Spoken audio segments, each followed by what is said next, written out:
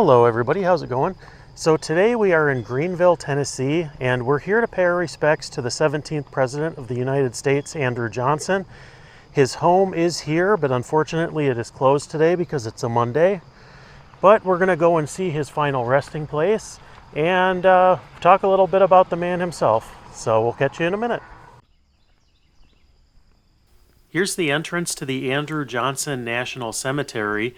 Now this cemetery Andrew Johnson was one of the first people buried here, and this is old Johnson family farmland.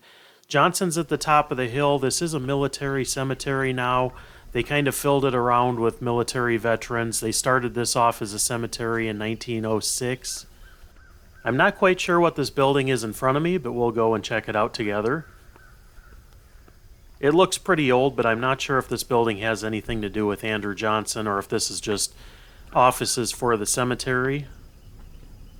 There is a plaque up here, though. This is the Gettysburg Address by President Lincoln.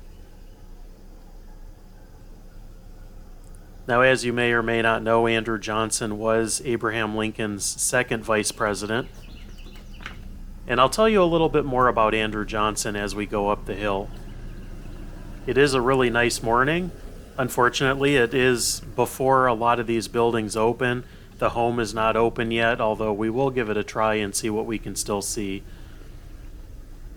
But there's something really interesting about coming to these presidential sites. I've done quite a few before. I do plan on at some point doing all of them. We'll visit all the presidential grave sites, as many presidential houses as we can over the years. But today we want to talk about Andrew Johnson. Andrew Johnson was actually born into poverty. He was born in Raleigh, North Carolina in 1808, and he never attended any form of school. He apprenticed as a tailor and worked in several frontier towns before settling here in Greeneville. He kind of got into politics early on. He started off by serving as an alderman and a mayor before being elected to the Tennessee House of Representatives, and that was in 1835. And after briefly serving in the Tennessee Senate, Johnson was elected to the House of Representatives in 1843, and he served 5 two-year terms. He was also elected governor of Tennessee for 4 years. He was elected by the legislature to the Senate in 1857. So he had a really long resume of political offices. During his congressional service, he sought passage of the Homestead Bill, which was enacted soon after he left his Senate seat in 1862. Now, Southern slave states seceded to form the Confederate States of America, including Tennessee, but Johnson remained firmly with the Union, which was not a popular opinion in the South at that time. He was the only sitting senator from a Confederate state who did not resign his seat upon learning of his state's secession. In 1862, Abraham Lincoln appointed him as a military governor of Tennessee after most of it had been retaken. In 1864, Johnson was a logical choice as a running mate for Abraham Lincoln, who wished to send a message of national unity in his re-election campaign.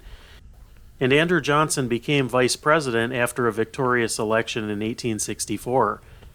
Now, Andrew Johnson became the 17th president by default after Abraham Lincoln's assassination at Ford's Theater in 1865. He was mostly focused on the Reconstruction after Civil War, but he proved not to be a very effective leader. He had a lot of issues with various people in the government, and basically his policies caused conflicts, which led to his impeachment by the House of Representatives in 1868. He was acquitted by the Senate by only 1 vote, and he served 1 term, leaving office in 1869. Now, Andrew Johnson stayed in D.C. for just a little while after the fact, but then he went back to Greeneville, Tennessee here, and soon found it kind of boring to be here. He didn't really like the retired life. So he went back and ran for a seat in the U.S. Senate again, but he was defeated. It was a very narrow margin, but he did not win the election. Now, he did run again in 1875, and he won his Senate seat back, but it was very short-lived because he passed away only a few months later from a stroke at the age of only 66. Now, he passed away in the farmhouse of his daughter. I don't believe the farmhouse is still standing. Correct me if I'm wrong, if anybody out there knows. but I think that building was demolished years ago. But he decided that when the Senate was kind of on recess, that he was going to go out and make some speeches. He thought that other people were kind of ganging up against him and he wanted to get ahead of it. So he stopped at his daughter's home to basically tell him that he was going to go on the road, he was going to give some speeches, and he had a stroke that night, refused medical attention until the next morning, but the next morning he passed away. I should also note history's been a little bit better to Andrew Johnson over the years, but he's still not looked at as one of our best presidents. Usually he's ranked on the bottom 10. In some lists, he's ranked in the bottom 2.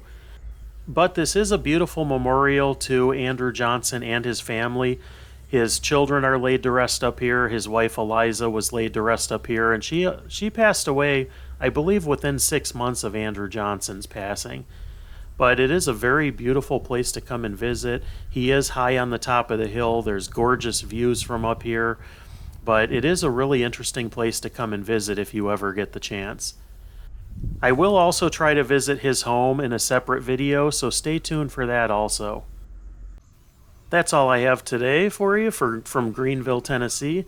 Thanks so much for watching, and be sure to tune in for future videos. There's a lot of really good stuff coming up. But thanks for watching, and have a good one.